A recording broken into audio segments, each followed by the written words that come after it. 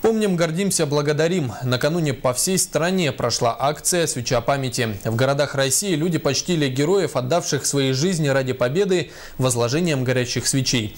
Не обошла стороной акция и город Якутск. С подробностями Павел Танин.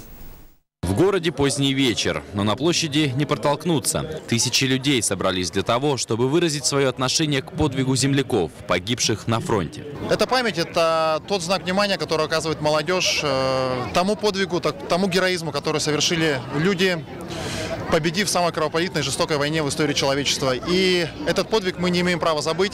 Ровно в 21:00 колонна с горящими свечами в руках тронулась в сторону стелы. Участники идут медленно, словно на каждом шагу представляя те страшные годы, во времена которых у людей не было права на размеренность и размышления. Тогда очень важные решения нужно было принимать мгновенно, и каждая секунда была на вес золота.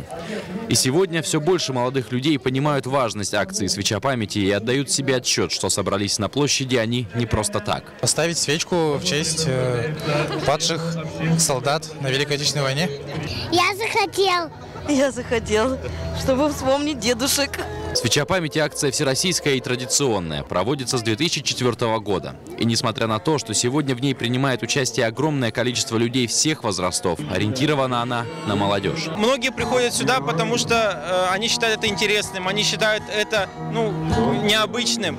А некоторые приходят, потому что они считают, что действительно был великий подвиг. Но и те, и другие по-своему они правильно поступают. В этом году было запланировано участие 8 тысяч человек. Однако по факту на площади собралось порядка 10 тысяч. Ежегодно в акции «Свеча памяти» участие принимает все больше и большее количество человек. Ведь это то малое, что мы можем сделать для того, чтобы почтить память тех, кто отдал свои жизни за нас и за наше счастье.